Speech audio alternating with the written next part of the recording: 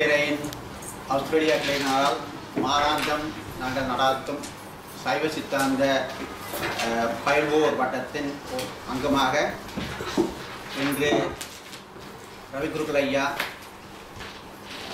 ருத்ர மந்திரத்தின் மகிமையை பற்றி எங்களுக்கு பேச உள்ளார். ஐயா அவர்கள் உள்ள அனைவருக்கும் தெரிஞ்சவர். 9 வருட காலமாக சிட்னி முருகன் ஆலயத்தில் சிவாச்சாரியாராக கடமை புரிந்தவர். தற்போது சாரதாம்பாள் ஆலயத்திலும் ஐயப்பன் ஆலயத்திலும் சிவாச்சாரியாராக கடமை புரிந்து வருகின்றார். ஐயா அவர்கள் தொடர்ந்து 3 மாதங்களுக்கு ருத்ர மந்திரத்தின் மகிமையை பற்றி பேசுவதற்கு சம்மதித்துள்ளார். இந்த பேச்சில் முதல் 1 மணித்தியாலம் ஐயா அவர்கள் அதை பற்றி பேசுவார். கடைசியாக அரை மணித்தியாலம் நீங்கள் உங்களுக்கு கேள்வி கலந்துரையாடல் மாதிரி நடக்க இருக்கின்றது. சரியாக 11 மணிக்கு நமது செஷன் முடியும் என்று கேட்டுக்கொண்டு ஐயா அவர்களை பேசுமாறு கேட்டுக்கொள்கிறேன். பழம்பெரும் சமயம், அதில் நாம் எல்லோருமே பிறந்திருக்கிறோம். அதனால் மற்றவர்களை விட நமக்கு ரொம்ப உரிமை உண்டு. அந்த சமயத்திலே அந்த சமயத்தை பற்றி தெரிந்து கொள்ளவும், நம்முடைய சந்தேகங்களை நிவர்த்தி செய்து கொள்ளவும்,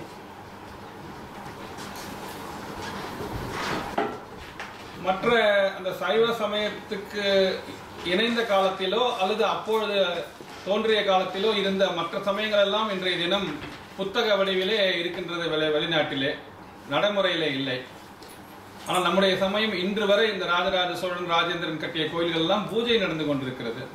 சடங்குகளும் சம்பிரதாயங்களும் பின்னி பிணைந்து அன்றாட வாழ்க்கையிலே ஒரு மனிதன் வயிற்றுக்குள்ளே இருக்கின்ற அம்மாவனுடைய வயிற்றுக்குள்ளே இருக்கும் பொழுது சீமந்தம், பும்சவனம், வளைகாப்பு முதலிய நம்முடைய சடங்குகள் எல்லாம் ஆரம்பித்து அவனுடன் இறுதி மூச்சு இருக்கும் வரையும், அவன் நினைவு அவனுடைய பிள்ளைக்கு இருக்கும் வரையும் நம்முடைய சமயம் நம்மோடு பின்னி பிணைந்து இருக்கிறது. அதே நேரம் ஆலய வழிபாடுகள், இறைவனுக்குரிய வழிபாடுகள் அந்த ஆகம முறைப்படி நடந்து கொண்டிருக்கிறது. ஆகவே உயிரோடு இருக்கின்ற, வாழ்ந்து கொண்டிருக்கின்ற ஒரு சமயத்திலே ஒரு அங்கமாக நாம் பிறந்திருக்கிறோம்.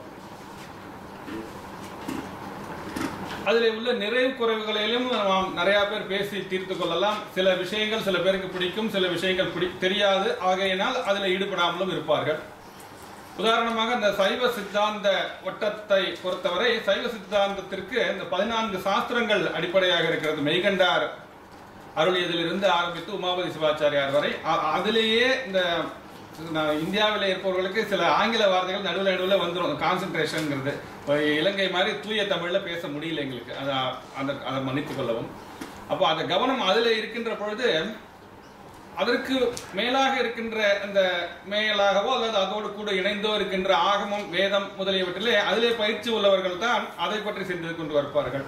எனக்கு ஒரு பெரிய குறை இருந்தது சின்ன வயசுலேயே. சிவபெருமான் மிகப்பெரிய மந்திரம் ருத்ர மந்திரம்.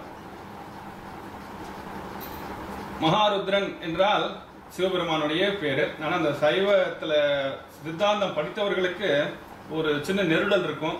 விஷ்ணு, பிரம்மா, விஷ்ணு, ருத்ரன், அதுக்கு மேல மகேஸ்வரன், சதாசிவன் அப்படிங்கிற இந்த சிவம், பரசிவம் சொல்றது இந்த 5க்கும் மேல உள்ளதான் நம்ம சிவம்னு சொல்றோம் சித்தாந்த ரீதியில அப்படி. ஆனா இவங்க ருத்ரனோட நின்றுறாங்களேன்னு சொல்றான். அதுக்கு ஒரு விளக்கமா இந்த ருத்ரத்துல நமசிவாயங்கிற சைவர்களுடைய முக்கியமான உயிரான மூல மந்திரம் அதுல இருக்குது. நமசிவாயஜ சிவதராயச்சன்னு. அதை இன்னும் சொல்ல போனா ரொம்ப முதல்ல சொன்னது அதுதான் வேதம். மற்றதெல்லாம் தோன்றதுக்கு முன்னாடி ஞானசம்பந்தர்லாம் இப்போ காலம் இருக்கு, வேதத்துக்கு காலம் இல்லை. அதில் அந்த யஜுர்வேதத்தில் அந்த ருத்ர மந்திரத்தில் நடு ஜீவரத்னம்னு சொல்லுவாங்க. அந்த சமஸ்கிருதத்தில் அது உயிர் மந்திரமா நமசிவாயஜ சிவதராயஜன்னு இருக்கு. அப்போ அந்த மந்திரத்தை தான் நாம் ஜபம் பண்ணிட்டு இருக்கோம். அது கிட்டத்தட்ட வேதத்தினுடைய ஒரு துண்டை நாம் ஜபம் பண்றவர்கள் தான் சைவர்கள். அப்போ சைவ சமயத்துக்கு வேதத்தில் அத்தாரிட்டி இருக்குது. இன்னும் நிறைய அவர்களெல்லாம் கேட்காமலே போய்விட்டது நிறைய. ஸ்ரீகண்ட சிவாச்சாரியாருங்கிறவர் சைவ சித்தாந்த ரீதியாக பிரம்மசூத்திரத்துக்கு பாஷ்யம் எழுதினார் சொல்றார்கள். அப்புறம் மேலும் இந்த ஆகமங்கள் எல்லாமே சிவனை பரமபதியாக விளக்கமாக சொல்கிறது. ரொம்ப தர்க்க ரீதியாக ஆராய்ந்து சிவன் தான் பெரியவன் அப்படின்னு. அது மட்டும் இல்லாம இன்னொரு இந்த சிவஞான போதத்திலேயே ஒரு பிரச்சனை இருக்கு. அது ரௌரவ ஆகமத்தில் இருக்கிற ஒரு படலத்தில் ஒரு மந்திரம் இருக்கு. அவன் அவள் அது என்னும் வினைமைன்னு ஆரம்பிக்கிற இந்த தமிழ் மந்திரம் மாதிரியே ஸ்திரீபம் நபும்சகாதித்வா ஜெகதக்காரியதர்சனாத் ஹஸ்திகிருத்வா சகிருத்தைவ திருஜஸ்தஸ்மாத் பிரபுர் ஹரஹா, எவன் முடிக்கிறானோ அவனை தொடங்கி வைக்கிறான்னு அந்த மந்திரம் சொல்றது. இது அதுலேருந்து இது வந்துதா, இதுலேருந்து அது வந்துதான்னு ஒரு பெரிய சர்ச்சை படித்தவர்கள் மத்தியில் இருக்குது. ஆராய்ச்சி செய்பவர்களுக்கு முடிவே இருக்காது. அவங்க திருப்பி நோண்டி நோண்டி அதே ஆராய்ச்சி செய்து கொண்டே இருப்பார்கள்.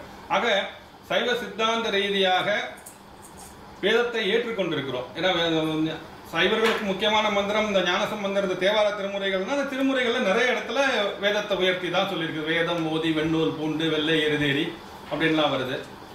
அப்போ நம்ம 63 நாயன்மார்ல ருத்ர பசுபதி நாயனார் அப்படிங்கிற ஒரு நாயனாரே இருக்கிறார் தனியா. அவர் என்னன்னா ருத்ரம் மட்டுமே ஓதினார், வேற ஒண்ணுமே செய்யல. காலம்பரை இருந்து ஜபம் களத்துல அந்த பெரிய சேக்கிழார் சொல்றபடி பார்த்தா அவர் தண்ணிக்குள்ள இருந்து ஜபம் பண்ணினார் அப்படின்னு. தண்ணிக்குள்ள இருந்து ஜபம் பண்ற பழக்கம் உண்டானா நான் சின்ன குழந்தையா இருந்தபோது மழை வரலைன்னா அப்படி பண்ணுவோம். வருண ஜபம்னு சொல்லுவாங்க. எங்க கோயில்ல குளம் இருக்கு, குளத்துல எல்லாம் பெரிய பெரிய சாஸ்திரி எல்லாம் வந்து நிற்பாங்க. நாங்களும் வேடிக்கைக்காக போய் அவங்களோட நிற்கிறது. அப்போ அந்த ருத்ர ஜபத்தை கைத்தளவு தண்ணியில நின்று நடுவில் ஒவ்வொரு மந்திரத்தை சம்புடிகரணம் சொல்லுவாங்க, ஒரு பாட்டோட இன்னொன்று இணைச்சு சொல்றது. ரிஷ்ய சிருங்காய முனையே விபண்டக சுதாயஜா விபண்டக சுத ஸ்ரீமான் சத்ய சத்விருஷ்டி ஹேதவே. இப்படி அந்த குழந்தைகளை படித்த மந்திரம் இன்னும் ஞாபகம் இருக்குது எனக்கு. நல்ல சத்தியமா உண்மையான மழையை கொடு அப்படின்னு அந்த மந்திரம் வரும். விபண்டகங்கிறது ஒரு முனிவருடைய ஒரு பெயர். அந்த கலைக்கோட்டு முனிவர்னு தமிழ்ல சொல்லுவாங்க. ராமாயணத்துல ராமனுக்கு புத்திரகாமேஷ்டி யாகம் செய்ய அவரை போய் அழிச்சுன்னு வந்தார்கள். அவர் அந்த ஆண் பெண் பேதம் கூட தெரியாத அளவுக்கு பிரம்மமாக இருந்த ஒரு முனிவர்னு சொல்லுவாங்க அவரை பத்தி. அந்த முனிவருடைய அவரை நினைச்சா மழை பெய்யும் அப்படின்னு இருக்குது. இப்போ இந்த ருத்ர மந்திரத்தோடு சேர்த்து அதை சொல்லி சொல்லி நாங்கள் நிறைய பண்ணியிருக்கிறோம், மழை பெஞ்சிருக்கு. அப்படி இந்த ருத்ர பசுபதி நாயனார் 63 நாயன்மார்ல ஒருத்தர். அவருக்கு 10 பாட்டு சேக்கிழார் சொல்லியிருக்கிறார். அதுல வேதத்தின் பயன் ருத்ரம் அப்படின்னு நல்லா கிளீனா சொல்லியிருக்காரு, ஒன்றும் சந்தேகமே இல்லாம. சில இடத்துல கூட நான்மறைங்கிற போதெல்லாம் இப்ப விளக்கம் சொல்றவங்க அது நான்மறைனா இந்த ரிக்யஜுர் சாமம் அதர்வனம் இல்ல, தமிழ்ல 4 மறை இருந்தது அந்த காலத்துல, அறம்பொருள் இன்பம் வீடுன்னு. அந்த மறையை தான் நான்மறைன்னு சொல்றது அப்படின்னு சொல்றாங்க. ஆனா சேக்கிரார் அப்படி சொல்லல. அழகமா 10 பாட்டுங்கிறதுனால நான் 10 பாட்டையுமே இதுக்காக ஒருத்தர் நான் படிச்சு பார்த்தேன். அருமறை பயன் ஆகிய ருத்ரம் அதனை வருமுறை பெரும் பகலும் எல்லியும் வழுவாமே திருமலர் பகுட்டு இருந்தவன் அணையவர் சில நாள் ஒருமை உய்த்திட உமை இடம் மகிழ்ந்தவர் உவந்தார். அருமறை பயன், வேதத்தினுடைய பயன் இந்த ருத்ரம் அப்படின்னு சொல்றாரு. அப்போ அந்த ருத்ரத்தை பத்தி நம்ம இன்னைக்கு பார்ப்போம். முக்கியமா ஏன்னா வேத பயிற்சி சில பேருக்கு இல்லை, கிடையாது. முக்கியமா அந்த நாள்ல தடை மாதிரியே இருந்தது. மற்றவங்க சொல்லக்கூடாது, பெண்கள் சொல்லக்கூடாது, இப்படிலாம் வச்சிருந்தாங்க. அது வந்து அவங்க ஒரு கட்டுப்பாட்டில் அப்படி வச்சிருக்கலாம், அல்லது அப்போது ஒரு பரந்த மனப்பான்மை இல்லாதனாலையும் அப்படி வச்சிருக்கலாம். அதாவது வேலை செய்யறவங்க போய் கெடுத்துட்டு எல்லாரையும் உட்காந்து சாமி கும்பிடுன்னு சொல்லி மூக்க பிடிச்சுன்னு எல்லாரும் ஜபம் பண்ணி உட்காந்துருந்தா அப்புறம் மற்ற வேலைகள்லாம் எப்படி நடக்கும்? வயல்ல வேலை செய்யறவங்க வயல் வேலை செய்யணும், மீன் பிடிக்கிறவங்க மீன் பிடிக்கணும். அவங்க தொழிலை ஒழுங்கா செஞ்சாதானே நாடு நடக்கும். நெசவு நெய்கிறவன் சாமி கும்பிட்டுட்டே இருந்தாக்கா வேட்டி எப்படி நமக்கு வரும்? அப்போ அவங்கவுங்க வேலையை அவங்கவுங்க பார்க்கட்டும். இது ஒரு அந்தணர்கள்ங்கிற ஒரு கூட்டம் இந்த சாமியை கும்பிட்டு இருக்கட்டும்னு அப்போ உள்ளவர்களுக்கு தோன்றுகள். ஏன்னா இது மனிதனுடைய சிந்தனையுடைய தொகுப்பு தான் எல்லா மதமுமே. எல்லா மதமும் அப்பப்போ உள்ள பெரியவர்கள் இது நம்முடைய கூட்டத்துக்கு நல்லதுன்னு எதை நினைச்சாங்களோ அதை மதமா வச்சாங்க. அப்போ யாருமே சொல்ல முடியாம இருந்தது. இப்போது ருத்ரம்ங்கிறது புஸ்தகம் போட்டு எல்லாருக்கும் வந்திருக்குது. ராமகிருஷ்ணா மடத்துல போட்டிருக்கிறாங்க நிறைய புக்கு, அண்ணான்னு ஒருத்தர் நிறைய. அப்புறம் இப்போ ஸ்ரீதரன் ஒருத்தர் போடுறார். அது ரொம்ப அதிகமா தெரிஞ்சது சத்யசாய் பாபாவால. அவர் வந்து சென்னையில வந்து பெரிய ருத்ர யாகம் பண்ணினார், நிறைய பேரை கூப்பிட்டு வச்சு. இப்போ ருத்ரம் நிறைய அப்போ அந்த சிடிலாம் வச்சு அந்த கம்ப்யூட்டர்லயே ஒவ்வொரு வரிக்கு வரி அர்த்தம், இந்த சொரம் ருத்ரத்துக்கு வேதத்துக்கே சொரம் ரொம்ப முக்கியம், அது எப்படி சொல்லணும்னு கற்றுக் கொடுக்குற மாதிரி பல சிடிலாம் வந்தது. இப்போ அவரால் அதுக்கு முன்னாடி அவருடைய பார்த்தீங்கன்னா 20 வருஷத்துக்கு முன்னாடியே இந்த கற்பூரம் பண்ணுவாங்க கடைசியில், ஆரத்தின்னு பேர். அது வடநாட்டு ஒரு பாணி. கடைசியில தீபாரணை பண்ணும்போது எல்லாரும் சேர்ந்து அந்த ஆரத்தி மந்திரம் சொல்லுவாங்க, நாராயணன் நாராயணன் நாராயணன். அப்போ அந்த ஆரத்தி முடிச்சு கீழே வச்சோன்னே பரமம் பவித்ரம் பாபா விபூதினு ஒரு விபூதி சொல்லுவாங்க. அது சொல்லிட்டு அப்புறம் அந்த விபூதி கொடுக்கும்போது நாங்கள் கோயிலில் கொடுக்கும் போது அதை தான் சொல்லுவோம். அது மறைஞ்சிருந்து உள்ளுக்குள்ள திரையம்பகம் நஜாமஹே சுகந்திம் புஷ்டி, அது ருத்ரத்தில் உள்ள மந்திரம் தான், அது மிருத்யுஞ்சய மந்திரம். சிவபெருமானை குறித்து உருவாரிகம் விபந்தனான் மிருத்யோர் முற்றியமாமிருதான் மனசுக்குள்ள சொல்லிட்டு தான் விபூதி கொடுப்போம். அது அதோட அர்த்தம் வாசனை நிரம்பிய முக்கண்ணன் ஆகிய சிவபெருமானுடைய அருளினால இந்த வெள்ளரி பழம் அந்த காம்புல இருந்து இந்த பழுத்தோன விடுபடுறது போல நாம் இந்த பிறவியிலிருந்து விடுபட்டு இறைவனை அடைவோம் அப்படிங்கிற அர்த்தம். அதை அவர் விபூதியை வச்சு சொல்றதுக்கு அவர் அந்த பஜனையில ஏற்பாடு பண்ணினாங்க. நான் 20 வருஷத்துக்கு முன்னாடியே சிங்கப்பூர்ல கேட்டிருக்கேன். பரம் அந்த திரியம்பகம் யஜாமகே மந்திரம். அப்போ அது ருத்ரத்துல உள்ள ஒரு மந்திரம் தான். அந்த மந்திரம் வெளியில வந்தது. அதுக்கு பிறகு இப்போது சிடி எல்லாம் வந்த பிறகு எல்லா இடத்துலையும் போட்டு கேட்டிருக்கலாம். எல்லாம் போட்டு 1000 தரம் கேட்டாலும் அதுல உள்ள சில நுண்பொருள்களை அர்த்தங்களை அதை தெரிஞ்சவங்க சொன்னாதான் புரியும். எதுவும் தமிழ் கூட அப்படிதான். தமிழ்ல கூட என்ன நன்றுடையானை தீயதில்லானைன்னா அது எது நன்றுடையான் எது தீயதில்லைன்னு அந்த பாஷ்யம் படிச்சவங்க அர்த்தம் படிச்சவங்க சொல்லணும். 4 வேதங்கள்ல 4 பகுதியா பிரிச்சிருக்கு. அதுல யஜுர்வேதம் முக்கியமான வேதம். யஜுர்வேதத்துல யாகத்துக்கெல்லாம் பயன்படுற மந்திரங்கள் நிரம்பியது.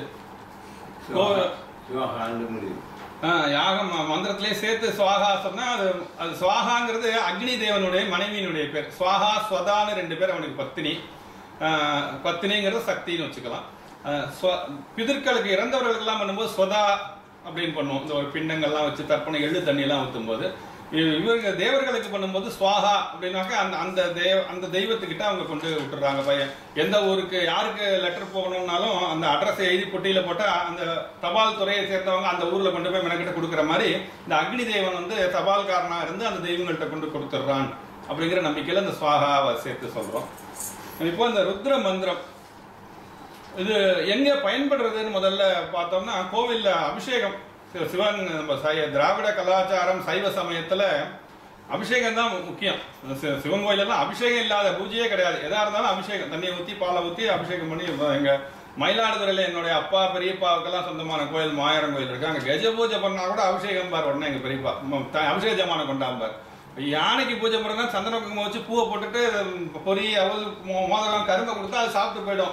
எனக்கு ஒரு பஞ்சாலத்தை காமிச்சா முடிஞ்சு போட்டோன்னா என் பெரியப்பா என்ன பெரியப்பா சொல்றேன்னா இல்லை அபிஷேகம் இல்லாமல் நமக்கு எதிராக பூஜை மஞ்சப்படி திரவியப்படி கொண்டாம்பார். நல்ல கூட்டத்தில் சாமான் தேடுறது பெரிய கஷ்டம். கோயில்ல கூட்டம் நிறைஞ்சு போச்சுன்னா போய் எடுக்க முடியாது. அது எங்க இருக்குன்னு இருந்தா கூட தெரியல. முதல்ல அந்த கூட்டம் வரதுக்கு முன்னாடி அதை தயார் பண்ணி அந்த இடத்துல வச்சிருந்தா தான் பண்ண முடியும். திடீர்னு சில பேர் கேட்பாங்க, அப்போ மஞ்சப்பொடி திரவியப்பொடி பஞ்சாமிரதம்னா உடனே பஞ்சாமிரதம் கொண்டு முடியுமா? பழம் தேடி சக்கரை தேடி கொண்டு வந்து போடணும். அப்போ அவர் அது எல்லாத்தையும் அந்த தும்பிக்கையில் அபிஷேகம் பண்ணுவார். அது வச்சு சாப்பிடுவோம் அந்த யானை. அப்போ கஜ பூஜைக்கு முதற்கொண்டு அபிஷேகம் உண்டு நம்மளுடைய ஆகம கிரமத்தில். இப்போ அந்த அபிஷேகத்தும் போது சொல்லக்கூடிய மந்திரம் ருத்ர மந்திரம். எந்த சிவன் கோயில் போனாலும் சிவன் மேலே தண்ணி ஊற்றினா ஓம் நமோ பகவதே ருத்ராயான்னு ஆரம்பிச்சு அந்த ருத்ர மந்திரத்தை சொல்லிடுறாங்க. அப்புறம் 2வது இலங்கையிலே இந்த தமிழ்நாட்டில் உள்ள சைவ சம்பிரதாயம் எல்லாமே இருக்கு.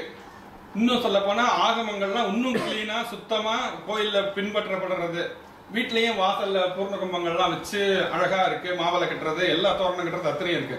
இலங்கையில இல்லாத ஒரு 2 பழக்கம் இருக்கு நமக்கு. அது என்னன்னா, அது இலங்கை வந்து எங்களுடைய ஒரு மாவட்டமாக தானே இருந்திருக்கணும்.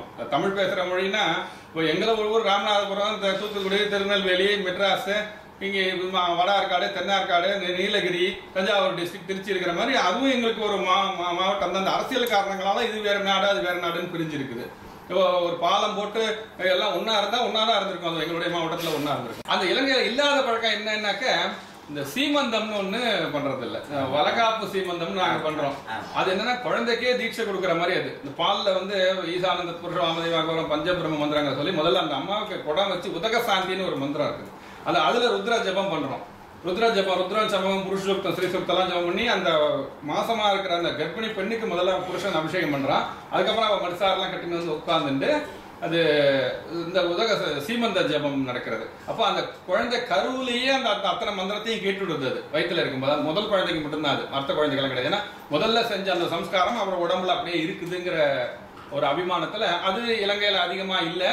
இப்போ கொஞ்சம் பேர் அதை பார்த்து செய்யறாங்க. நிறைய பேர் இவங்க பிராமணால் செஞ்சிருப்பாங்கன்னு நினைக்கிறேன். மற்றவங்களுக்கு இல்லை.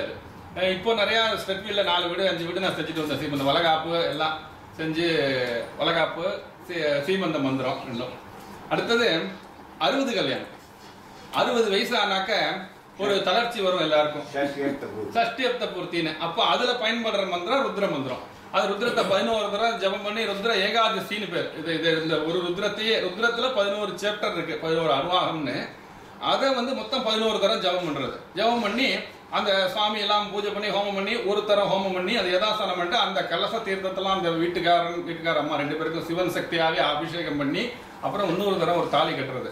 ஏன்னா அந்த 60 வயசுல தான் மிடில் ஏஜ் ஸ்ட்ரெஸ் எல்லாம் அந்த ஆம்பளைக்கு வரும். அங்க வேற எந்த பொண்ணையா கல்யாணம் பண்ணி போமான்ட்டு, வேணாம் மறுபடியும் இன்னொரு கேர்ள் ஃப்ரெண்ட் உனக்கு தரேன், இந்த பொண்ணையே வச்சுக்கோன்னு சொல்லி மறுபடியும் அவளுக்கு கட்டி தாலியை கட்டி அன்னிலேருந்து புது வாழ்க்கை, இனிமே இத்தனை நாள் காம வாழ்க்கை, இப்போ ஞான வாழ்க்கையில இருங்கோ, நீங்க சாமி கும்பிட்டுன்னு எல்லாரும் வணங்க தகுந்த ஒரு இடத்துல வந்துட்டாங்க. அத்தனை பேருக்கு நேரம் காமிச்சாச்சு, இவங்க எல்லாம் பார்வதி பரமசிவனுக்கு சமமா இவங்களுக்கு எல்லாம் பண்ணியிருக்குது அப்படின்னு. இப்போ அதுலேருந்து நல்லபடியா இருந்து அவங்க அந்த குடும்பத்தை பார்த்து நம்மளால முடிஞ்ச உதவி செய்யணும்னு, அது ஒரு குடும்பத்துக்காக கஷ்டப்பட்ட ஒருத்தனுக்கு ஒரு சிறப்பு பண்ற மாதிரி தான் அது. 60 வயசு அவன் பொண்ணு கல்யாணத்துக்கும் புள்ள கல்யாணத்துக்கும் பிள்ளைக்கு வேலை வாங்குறதுக்கும் அவன் காலேஜ் படிக்கிறதுக்கும் ஓடி இருப்பான் அந்த மனுஷன் எவ்வளவோ. அவன் அந்த பிள்ளைகள்லாம் சேர்ந்து அவங்களுக்கு நன்றி சொல்றதா இருக்கிறது இந்த சஷ்டியத்தை பூர்த்தி. வாய்ப்பு இருந்தா சில பேருக்கு 80 கல்யாணம் கிடைக்கும் சதாபிஷேகம்னு.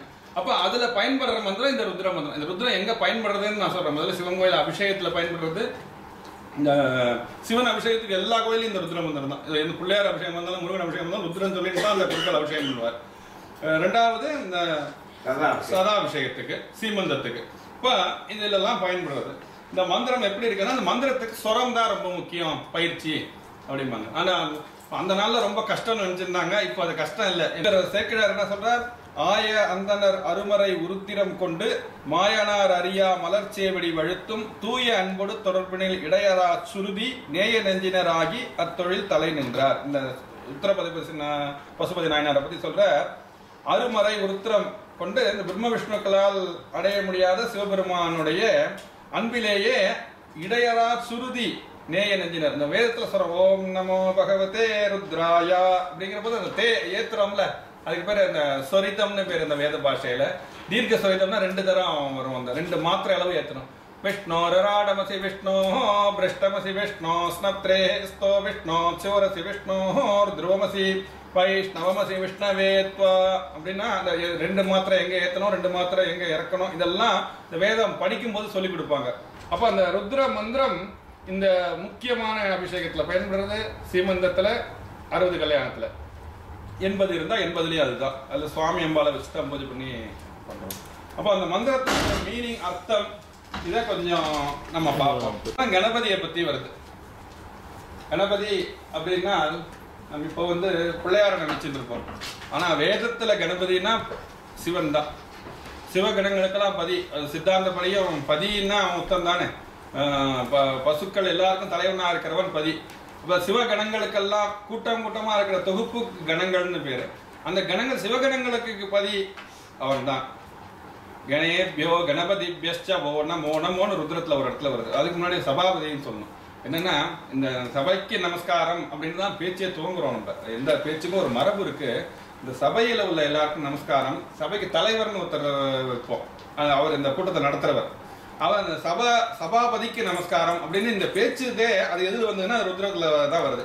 சபாபியோ சபாபதிபியஸ்ச வோ நமோ நமோ அப்படின்னு ஒரு ருத்ரன் சொல்றது இந்த சபைக்கு நமஸ்காரம். இந்த வைதிகமான கிரியைகள்லாம் வீட்டுல பண்ணும்போது முதல் காரியம் அனுஜ்ஞைன்னு பேர். எல்லா பிள்ளையார் பூஜைக்கு முன்னாடி கூட பிள்ளையார் பூஜை மஞ்சள் போடுறது. அதுக்கு முன்னாடி வெத்தலை பாக்கல ஒரு தட்சிணை எல்லாம் சில்லற காசை வச்சுட்டு எழுந்து நின்று இந்த வீட்டுக்கார சொல்றான் சபைக்கு நமஸ்காரம் சொல்றான். அங்க இருக்கிறவங்களை எல்லாம் நம்ம வணங்குறோம். நம சதசே நம சதசா நம சதசஸ்பதே புரோகானாம் சச்சுஷே நமோ திவே நம பிரதிவியை அரிஹிவோம் அப்படின்னு இந்த மந்திரம் சொல்லுது. நம சதசே இந்த சதஸ்ல இருக்கிறவங்களுக்கெல்லாம் நமஸ்காரம். நம சதசஸ்பதையே இந்த சபைக்கு தலைவராக யாரோ ஒருத்தர் உட்கார்ந்துருக்காரு அவருக்கு நமஸ்காரம்.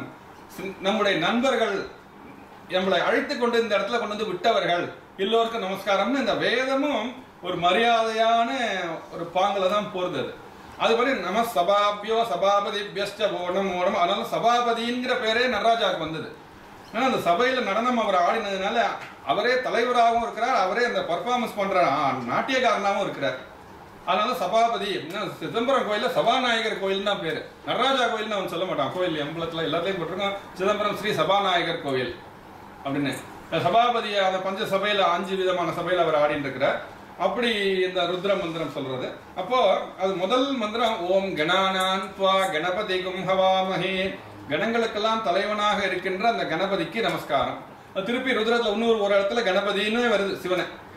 அது மாதிரிதான் நம சிவாயஜ சிவதராயஜான்னு வருது. அந்த சிவதாரங்கிறது அந்த இடத்துல வினைச்சொல். அதுக்கு ஒரு சண்டை போட்டு இருக்கான். இந்த ருத்ரன் சிவனை ருத்ரதான் இந்த மந்திரம் ருத்ரனை சொல்றதா சைவர்கள் முழுமுதற் கடவுளா கும்பிடுற சிவனை சொல்றதான்னு ஒரு பெரிய பிரச்சனை அது.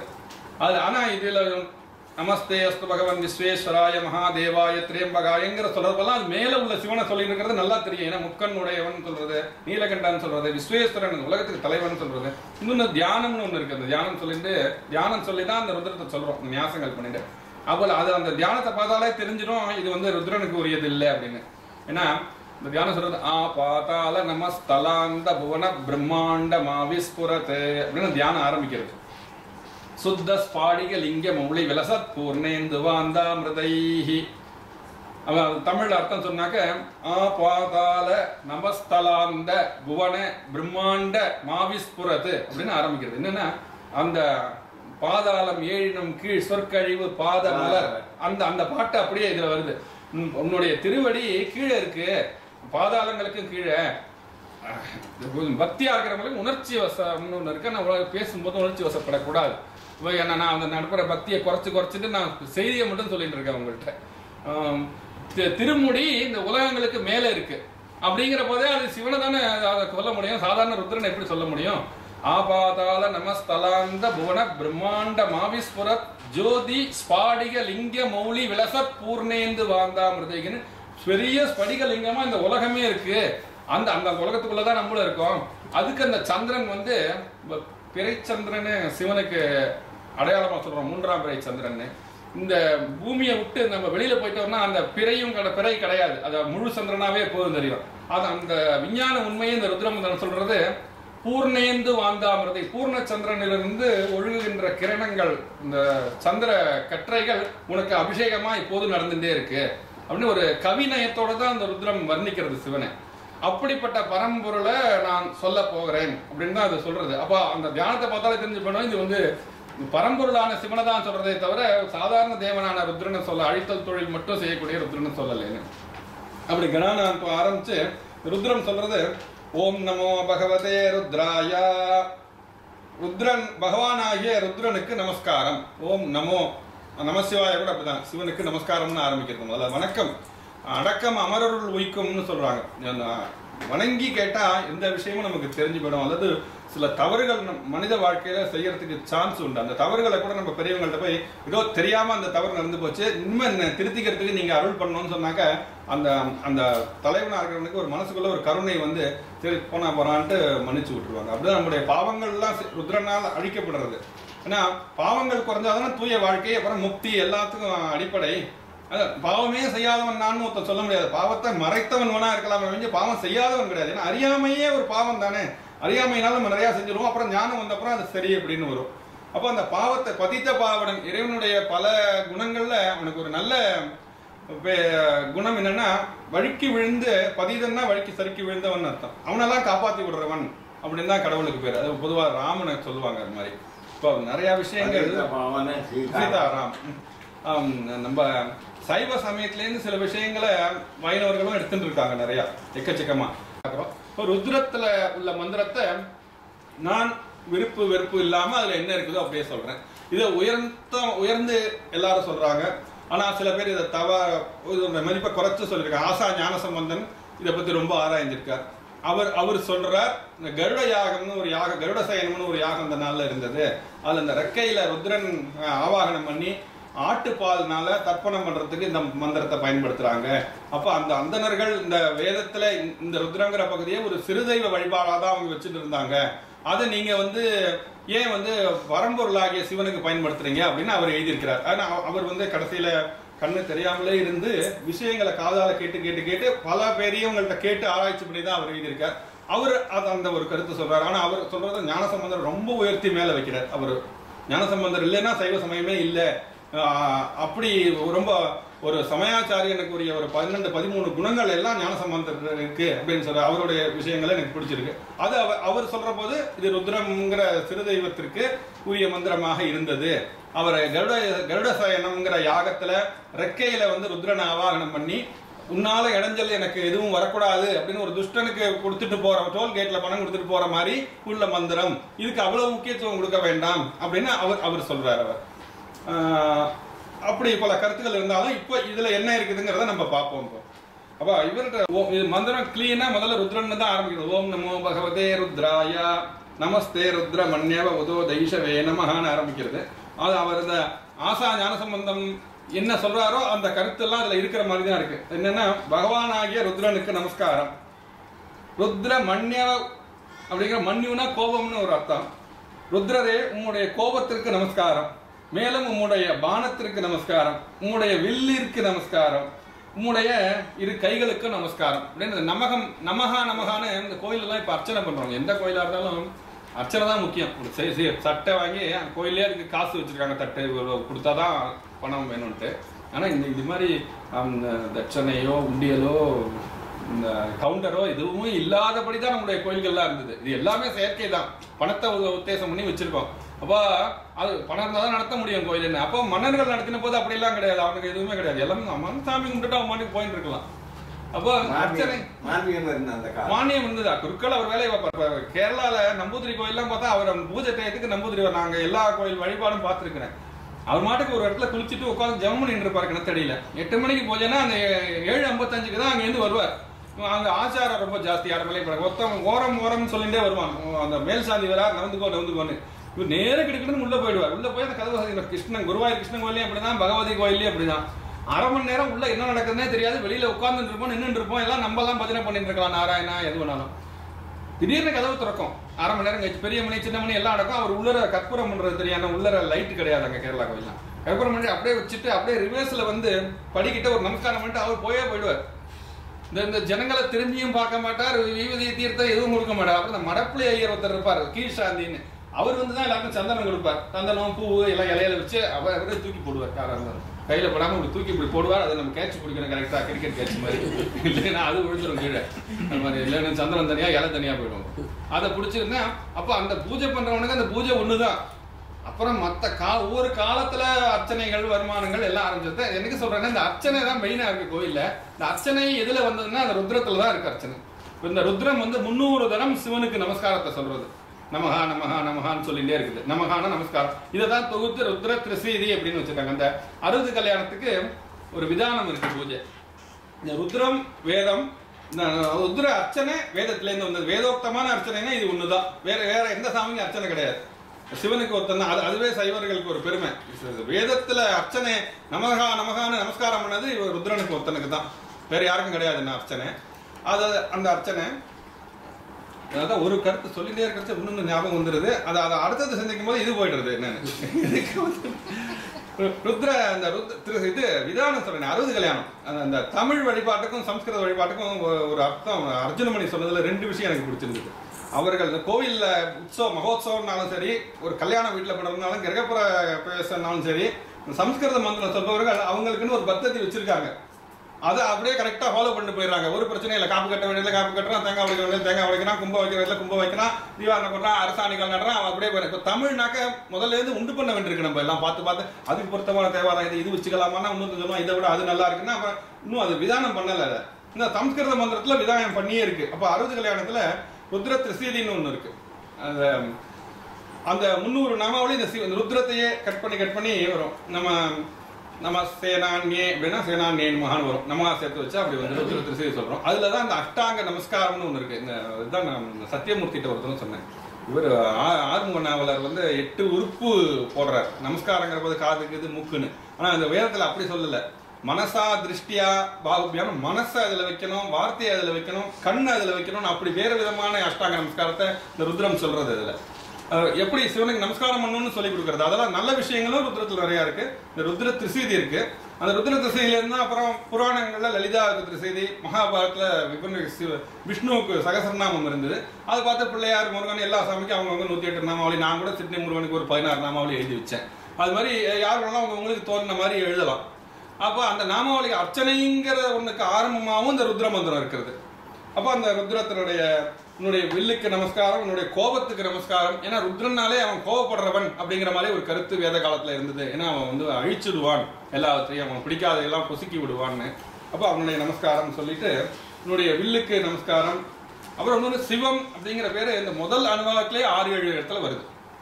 அது ஒரு குறை சொல்லுவாங்க, இவங்க ருத்ரன் தான் சிவனை சொல்லலை அப்படின்னு. எங்க கடவுள் சிவன் சிவன் கிளீனா சொல்லிருக்கு.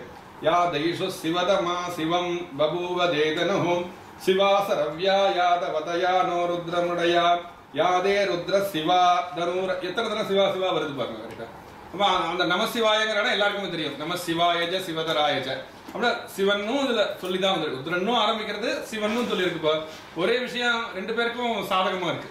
அது சிவன் நல்லா கிளீனா சொல்றது. இதுல உம்முடைய கோபத்திற்கு நமஸ்காரம், உம்முடைய பானம் சிறந்த மங்களகரமாக உள்ளதோ, உம்முடைய எந்த வில் மங்களகரமாக உள்ளதோ, உம்முடைய எந்த அம்பரா துணை மங்களகரமாக உள்ளதோ அவற்றால் எங்களை இன்புற செய்யும், எங்களை காப்பாற்றும் அப்படின்னு. ஏன்னா சிவனுடைய மங்கள சுரூபம் எதுன்னு கேட்டா அம்பாள் தான். சிவா அப்படின்னா அவன் முன்னி அருள் செய்யும் இன்னருளை போன்று திருவம்பாவையில கூட வருது. அவனுக்கு முன்னாடி வந்து அம்மாவோட அருள் நம்மள்கிட்ட வருது. என்னன்னா அம்மாவும் அவன் தானே, அது மாதிரி தாயுமானவன். அப்போ உன்னுடைய மங்களகரமான விஷயங்கள்லாம் எங்களை நோக்கி திருப்பு அப்படின்னு அது சொல்றது. இப்போ இந்த ருத்ர மந்திரம் பூராவுமே பார்த்தாக்க நல்ல விஷயங்கள் தான் அதுல இருக்கு, இன்னும் கெட்ட விஷயங்கள்னு ஒன்றும் இல்லை. இந்த வேதத்தை வந்து சைவத்தில் சிறப்பாக எடுக்காமல் இருக்கிறதுக்கு ஒரு காரணம் என்னன்னா, இந்த உயிர்கொலை பண்ணக்கூடிய யாகங்கள்லாம் அந்த காலத்தில் இருந்தது. பசுபந்தம்னு நம்ம ஆட்டை பிடிச்சி அடிச்சு தூக்கி போடுறது, ஆட்டை பிடிச்சி அடிச்சு போடுறது. இப்போ அதெல்லாம் நம்ம ஆதரிக்க கூடாது அப்படிங்கிற போது அதுவே வேண்டாம். புத்தர் எப்படி எடுத்தாரோ அது மாதிரி தான் இருந்தது. நான் அது மாதிரி மந்திரங்கள் எதுலையும் இதில் இல்லை, ருத்ரத்தில் இல்லை, கோவிலில் பயன்படுறதுல இல்லை. ஆகமங்கள் இந்த ருத்ரத்தை ஏற்றுக்கொண்டிருக்கு. ஆகமத்தில் அபிஷேகத்தும் ருத்ரன் சொல்லணும் அப்படின்னு விதிச்சிருக்கு. அடுத்தது ருத்ர ஏகாதச படலம் அப்படின்னு ஒன்று இருக்கு. சிவனுக்கு ருத்ராபிஷேகம் பண்ணோம்னா என்ன விதி அப்படின்னு ஆகமத்தில் இருக்கு. கரெக்டா 11 தடவை ஜபம் பண்ணணும், ஒரு தடவை ஹோமம் பண்ணணும், அபிஷேகம் பண்ணணும் அப்படின்னு.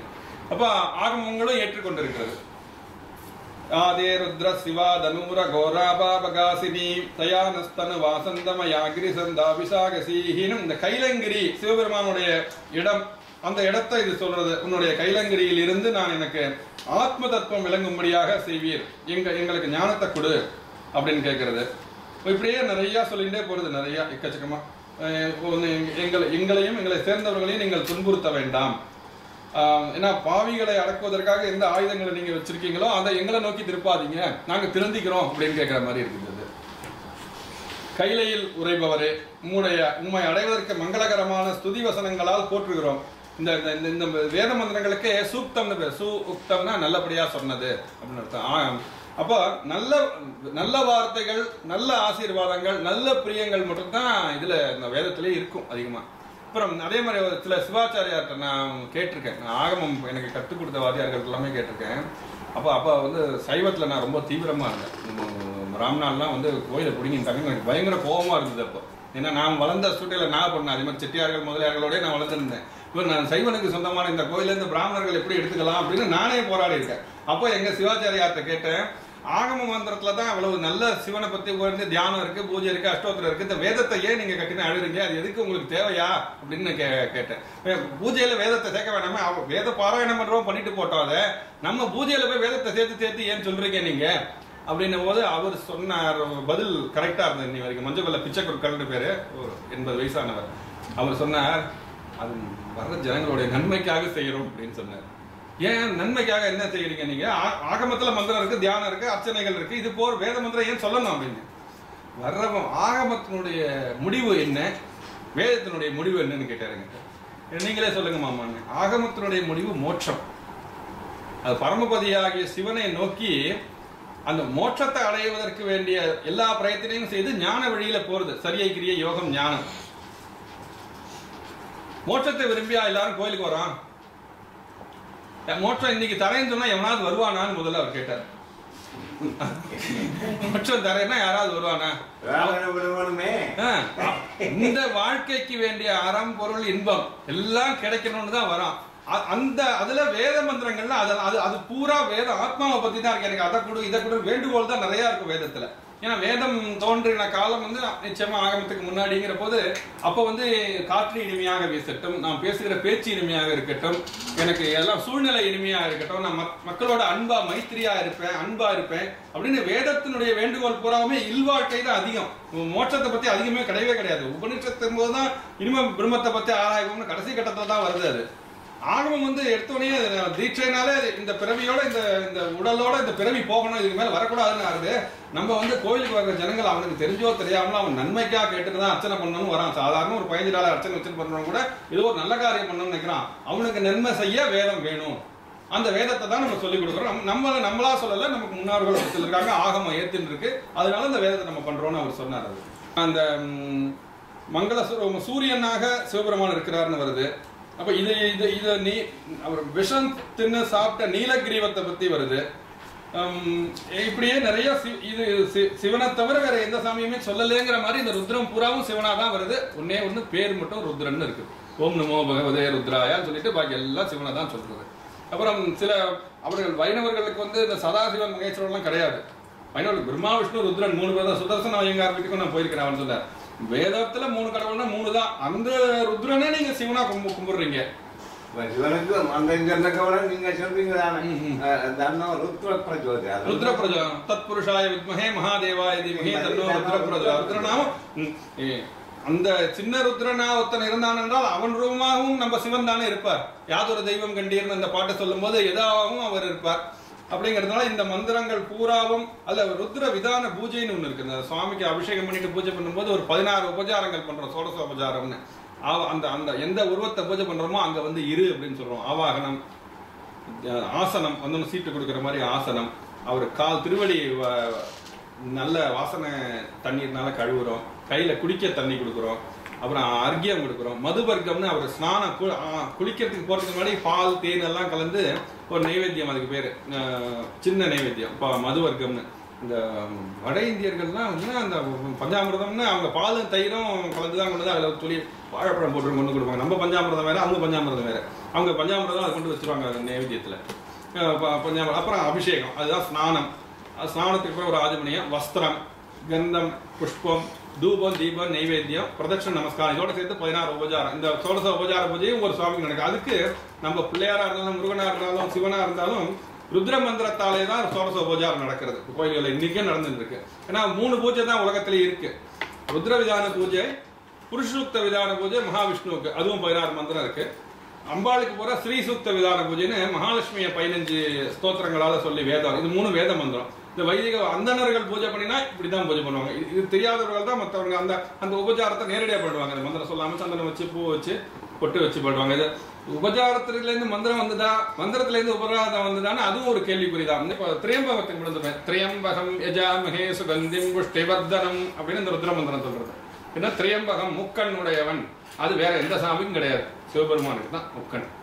யஜாமகேனா உங்களை போற்றுகிறோம், முக்கண்ணரே உங்களை போற்றுகிறோம். சுகந்தி நல்ல வாசனை நிரம்பிய, வாசனைங்கிறது வேதாந்தத்துல நல்ல குணங்கள்னு அர்த்தம். இப்போ உலகியல்ல நல்ல ஸ்மெல்லு வாசனையா இருக்கு, நல்லா குளிச்சுட்டு விபூதி இட்டு குங்குமம், விபூதி குங்குமம் எல்லாமே வாசனையோட கூடியது தானே, அதை இருக்கிறோம். சைவ சமயத்துக்கே முக்கியமானது விபூதி, ருத்ராட்சம், பஞ்சாட்சரம், அதுதான். அது 3 வைதிகம் தான். வைதிகம் இன்னொன்னு அர்ஜுனமேட்டம் சொல்லியிருக்கேன்.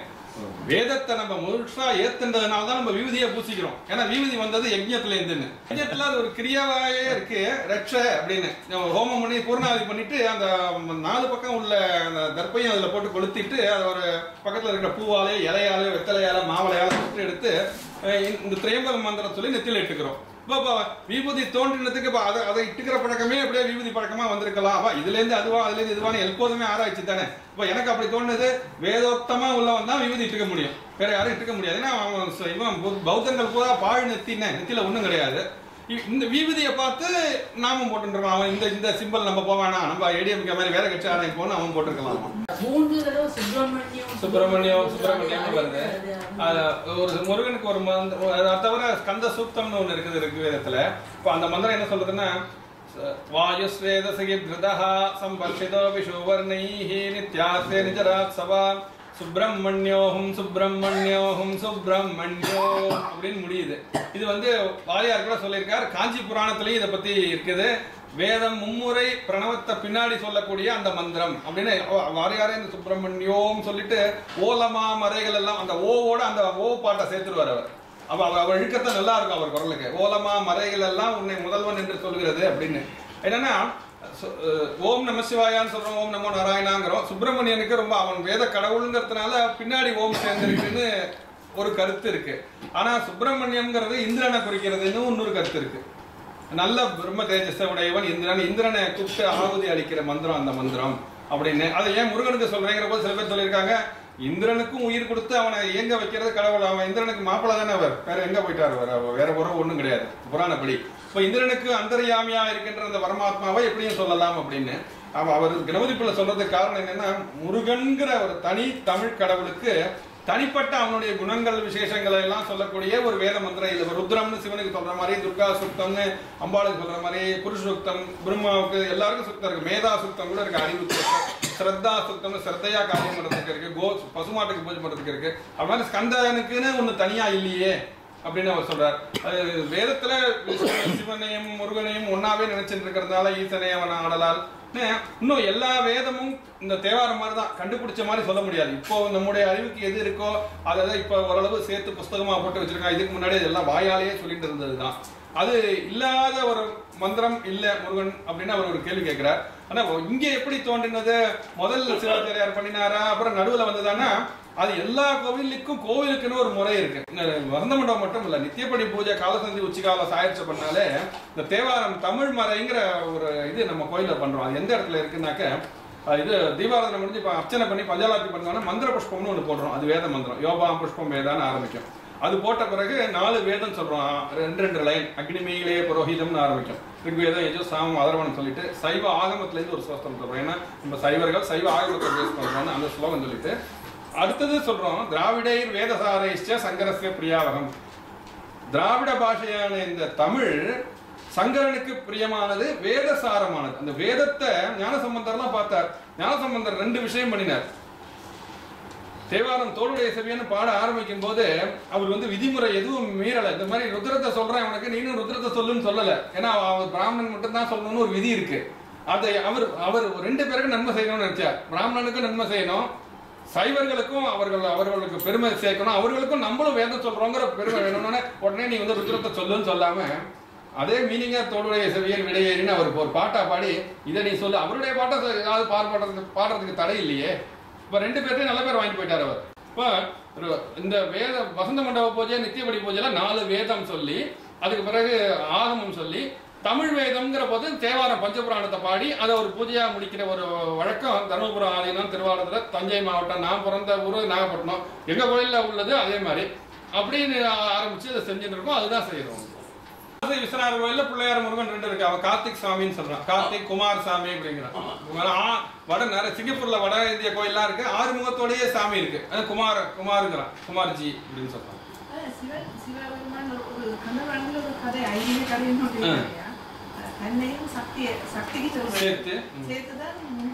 ஆமா ஆமா.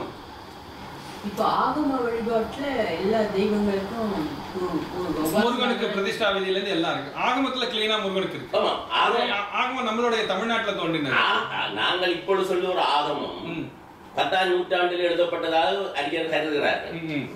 எழுத்து முறையில் எழுத்துல இல்லாமல் இருந்திருந்தாலும் எழுத்து வடிவத்தில் வந்தது 10ஆம் நூற்றாண்டு 9ஆம் நூற்றாண்டு சோழசாமி பீரியட்டுகள் என்றால் அதிகமான அறிஞர்கள் கூடுகிறார்கள்.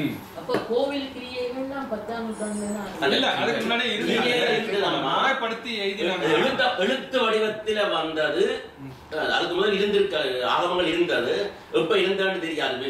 அத எழுத்து இன்றைக்கு ஐயாவை சொல்லுற கோயில்ல வச்சு கொண்டு நாங்கள் சைவாகமங்கள் என்று கூறுகின்ற அந்த ஆகமங்கள் அந்த எழுத்து வடிவத்தில வந்தது 9ஆம் 10ஆம் நூற்றாண்டு, அடுத்து 10ஆம் நூற்றாண்டு தான் அறிஞர்கள். சோழர் காலத்துல ராஜேந்திரன் தான் சைவ சமயத்துக்கு பெரும் பாடுபட்டது. அதுக்கு முன்னாடி அவன் கோச்சங்கன் 70 கோயில் கட்டினான்.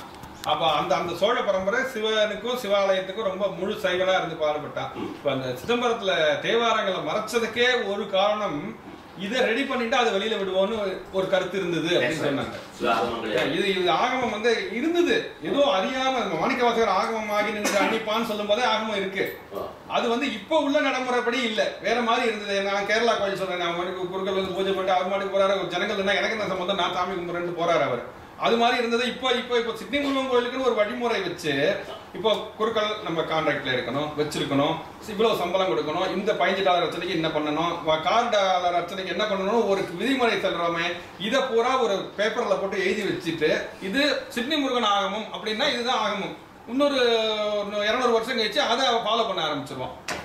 அப்படி ஏற்பட்டிருக்கலாம் அப்படிங்கிறது ஆராய்ச்சி பண்றவனுக்கு எல்லாமே நோண்டி கேட்டுட்டே தானே இருப்பாங்க. இப்போ இது எது சொன்னாலும் அதுல திருப்தியான இன்னொரு கேள்வி கேட்பாங்க. அதனால அவங்க ஆனா அந்த ஆகமம் நான் படித்து முழு ஆகமும் படிச்சு பார்க்கணும்ட்டு ஆசையில படிச்சு பார்த்த போது நடைமுறை பூஜைகள் அந்த அது மனிதன் எழுதினது மாதிரி தான் இருக்கு. இறைவன் எழுதினது மாதிரி இல்லை. ஏன்னா வேதம் வந்து நல்லா இருக்கும்.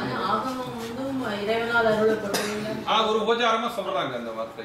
எனது தனதுரையாக ஞானசம்பந்தர் சொன்னாரு. அது அரசாழ்வார் ஆணை நமதேங்கிறாரு. இவர் என்ன ராஜாவா?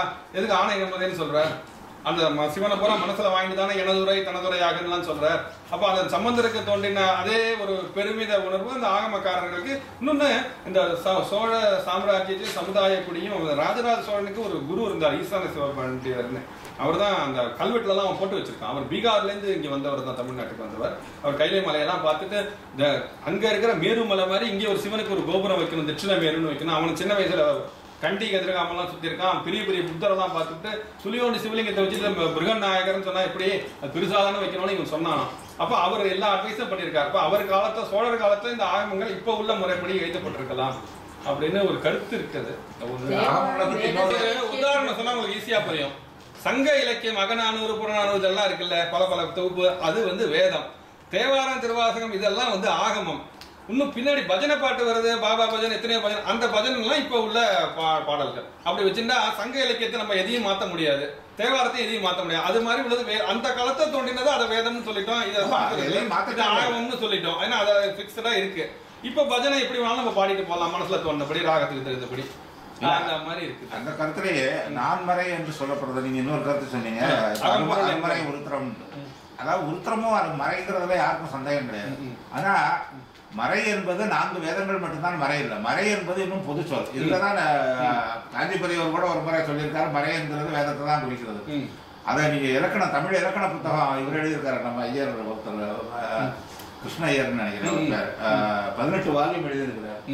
பிரெஞ்சு இன்ஸ்டியூட்ல இருந்துட்டு நம்ம இலக்கணம் தொல்காப்பியம் தொட்டு மற்ற நன்னூல் வரைக்கும் உள்ள அத்தனை இலக்கணங்களையும் விரிவுரை எழுதி பெரிய பாஷையும் எழுதி அழகா 18 வால்யூம் இது பண்ணியிருக்கிறார். அதுல மறை என்கிற சொல்லுக்கு பொருளே எது எந்தெந்த இதுலையும் மறைவாக சொல்லப்படுவதெல்லாம் மறை. இலக்கணங்களும் ஒரு வகையில மறைதான். அப்படி என்று சொல்லிக்கொண்டு போகும்போது அவர் நிறைய நூல்களை மறை மறை என்று குறித்து கொண்டே போகிறார். அப்போ பாத்தீங்கன்னா தமிழ்ல மறை என்பது பொதுவாக, அதாவது வெளிப்படையாக சொல்லாமல் உள்ளுரையாக சொல்லப்படுறதெல்லாம் மறை. அந்த வகையில மறைகள் பல உண்டு. அந்த மறைகள்ல நான்மறை என்பது அறம்பொருள் இன்பம் வீடுகளை சொல்லுவது நான்மறை என்று சொல்லுகிறோம். அதுவும் ஒரு நூலாக இருக்க வேண்டும் என்று இல்லை. நமக்கு தெரிஞ்சது திருக்குறள் இருக்கிறது, அது சொல்றதுக்கு. ஆனால் அதை தவிர இன்னும் எத்தனையோ நூல்கள் இருந்திருக்கலாம், இன்னும் இருக்கலாம். இன்னும் தேவாரம் நம்முடைய எல்லாம் மறைகள் தான். மறைவாக மறைஞ்சிருக்கு சொல்றது ஒண்ணு, மறைஞ்சுதான் சொல்லணும். வெளிப்படையா சொல்லக்கூடாதுன்னு, வெளிப்படையா சொல்லக்கூடாதுங்கிறதுக்கு காரணம் என்னன்னா அந்த பக்குவம் அடைஞ்ச ஒரு உத்தரவுக்கு தான் எல்லாம் சொல்ல முடியாது. பெரிய பக்குவம் வந்தாதான், அதனாலதான் அதுக்கு மறைஞ்சு அது வந்து பிறகு காலப்போக்கில் அப்படி போய் உத்தரவுக்கு சொல்லக்கூடாது சொல்லணும்னு வேற மாறு. ब्राह्मणोस्य मुखमासीत् बाहुराजन्यकृतः ऊरु ततस्य यद्वैस्यः பத்பியாகும் சூத்ரோ அஜாயதான். இந்த 4 ஜாதியும் விஷ்ணுனுடைய 4 உடம்புனுடைய 4 பாகம் ஒரே பரம்பொருட்டே தான் வந்தது. தலையிலேருந்து கால் வரைக்கும் அப்படி வந்ததுன்னு அந்த புருஷ சூக்தம் சொல்றது. இது வந்து வைணவர்களுக்கு பெரிய மந்திரம். இது நம்ம கோயில சொல்றது இல்ல. அது இல்ல அந்த மாதிரி கல்யாணத்துல அந்த சில மந்திரங்கள் முந்தி சொல்லும் போது சொன்னேன். நம்ம தமிழர் கல்யாணத்துல நாங்க அதெல்லாம் சொல்றது இல்ல. வைதிக கல்யாணத்துல சொல்ற மந்திரம் வேற, தமிழர்கள் கல்யாணத்துல சொல்ற இதுல சிவன் அம்பால பூஜை பண்ணி தாலியை பூஜை பண்ணி வச்சு கட்டிடுறோமே தவிர எல்லாம் அந்த வைதிக கல்யாணமே அப்படியே நடக்கிறதுன்னு கிடையாது. இந்த புருஷோத்த மந்திரத்தை நம்ம சிவன் கோயில் எல்லாம் சொல்றது இல்லை. ஒரு இதான் எல்லா மதமும் இன்னைக்கு உள்ள சைவ சித்தாந்தம் எல்லாமே சிந்தனையினுடைய தொகுப்பு. மனிதன் நல்வாழ்வைக்காக அவனுக்கு என்னென்ன நல்லது தோன்றினதோ அது தோன்றினது. இப்ப பிடிச்சதை ஃபாலோ பண்ணலாம், பிடிக்கலைன்னா விட்டுடலாம், சண்டை போட வேண்டியது இல்லை. இதுதான் பண்ணணும்னு யாரும் வற்புறுத்த முடியாது. வைணவத்துல ஆகாசாத் பதிதம் தோயம் எதா கட்சி மழையிலேருந்து விழற தண்ணி எங்க போனாலும் கடல்ல போற மாதிரி சர்வதேவ நமஸ்காரம் கேசவம் பிரதி கச்சதின்னு ஒரு சோஸ்திரம் இருக்குது. யாரை கும்பிட்டாலும் அது கேசவனுக்கே போய் சேர்ந்து சந்தியாவந்தனம் பண்ணிட்டு சொல்லும் போது அந்த கேசவன் யாரும் நினைக்கிறோமோ அதுதான் அச்சுதன் சேம் திங். கேசவன்ன்றது அரண்டது விளங்கப்படுது. இல்ல எங்களுக்கு தெரியும். தான் 3 பேரும் சொல்லி அவளுக்கு அதீதமானவன் தான் அதுக்கு ஒரு பரம்பொருள். அப்படியா? இல்ல இந்த வேதமே பல இடத்துல பரம்பொருள் சொல்றதான் 2 பேருமே எடுத்து வச்சிருக்காங்க. சைவன வைணவர்கள் 2 பேருமே பிடிச்சிக்கிறது. அவன் வந்து இப்ப பகவான் இப்ப ஓம் நமோ பகவதே ருத்ராயான்னு இருக்கு. பகவான்னா இப்ப சிவனை போய் பகவான் நம்ம சொல்றதே கிடையாது. கிருஷ்ணனை தான் கிருஷ்ண பகவான் ராம பகவான் சொல்றாங்க. அப்படி இப்ப நிறைய சிந்திச்சோம். தொடர்ந்து 3 வாரத்துல நிறைய செய்வோம். ஆனா நிறைய கருத்துக்கள் நம்ம பேசலாம். நான் வந்து ஒண்ணுமே கோச்சிக்க மாட்டேன், சந்தோஷமா. ஏன்னா நீங்க கேட்கிற கேள்வியும் ஒரு காலத்துல என் மனதுல தோணுதான் நீங்க கேட்கறீங்க. அதனால எல்லாரும் சகோதரர்கள், எனக்கு சந்தோஷம் தான். கல்வி என்னும் பல்கடல் விளைத்தும் செல்வம் என்னும் அல்லல் விளைத்தும் திருவண்ண பகுதியில் கல்வியே வந்து விளைத்திருந்தான். சிவாச்சாரியான ஐயா அவர்கள், ரவி குருக்கள் அவர்கள் அதை வந்து நமக்கு இங்கே சொல்லித் தந்ததை பற்றி நான் மகிழ்வடைகிறேன். அவருக்கு நன்றி. அவருடைய அந்த முற்போக்கான சிந்தனைக்கு வணக்கத்தை சொல்கிறேன். அடுத்தது பொதுவாக சில இதுகளை ஐயா கருத்துக்களை சொல்லிக்கொண்டு போகிறார். அதாவது முக்கியமாக 2000 வருஷத்துக்கு, அதாவது வேதம் பழைய வேதம் 2000 இல்லை 3000 வருஷத்துக்கு முன்னால் முந்தியது தான், அதில் ஒன்றும் சந்தேகம் இல்லை. ஆனால் அந்த சிவ வழிபாடு அங்கே எங்கே புகுந்தது, எப்போ புகுந்தது என்பதற்கு காலம் நிச்சயமாக தெரியாது. அது வந்து பிற்காலத்தில் சேர்க்கப்பட்டிருக்கணும் தான் பழைய அறிஞர்களும் சொல்லுகிறார்கள். சிவ வழிபாடு நமக்கு சில நினைக்கிற மாதிரி திட்டே தான் இருந்ததில்லை, இந்தியா முழுவதும் இருந்திருக்கிறது. இந்த ஆகம கோயில் வழிபாடு இந்தியா முழுவதும் இருந்திருக்கிறது.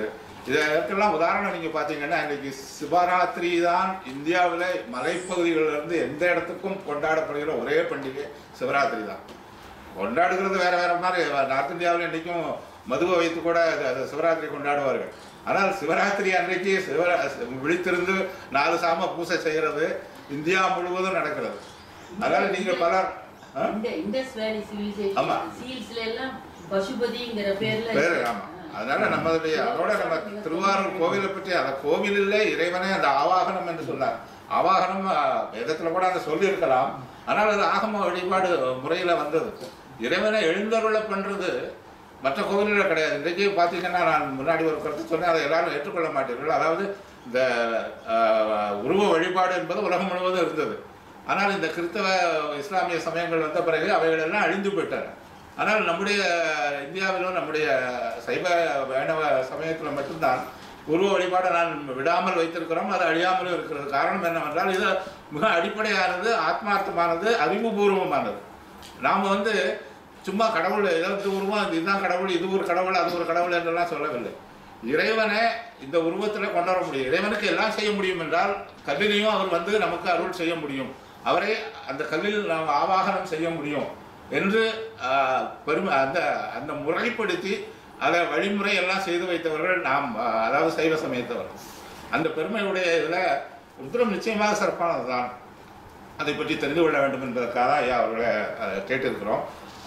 முடிந்தால் அந்த இதில், அதாவது இது ஒரு சின்ன துண்டும் அவர் கொடுத்து அதுக்கு சொல்லிக் கொண்டு வந்தார்கள் என்றால், அதாவது வரிக்கு வரி பொருளும் சொன்னார்கள் என்றால் நன்றாக இருக்கும் என்று தான் நினைக்கிறேன். அடுத்த வகுப்புகளில் அவர்கள் அதை சொல்ல வேண்டும் என்று கேட்டுக்கொண்டு, வந்திருந்த எல்லோருக்கும் உங்களுக்கு மிக்க நன்றி. தொடர்ந்து வாருங்கள், உங்கள் தெரிந்த நண்பர்களுக்கும் சொல்லுங்கள். அதாவது வேதம் என்பது அறிவுபூர்வமானது தான். அறிவை நாம் வளர்த்துக் கொள்வதற்கு எல்லாமும் படிக்க வேண்டும்.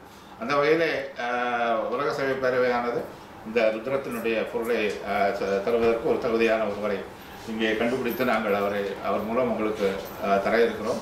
அனைவரும் வந்து பயன்பெற வேண்டும் என்று கேட்டுக்கொண்டு மீண்டும் தேவாரத்தோடு நிறைவு செய்வோம். ஐயா.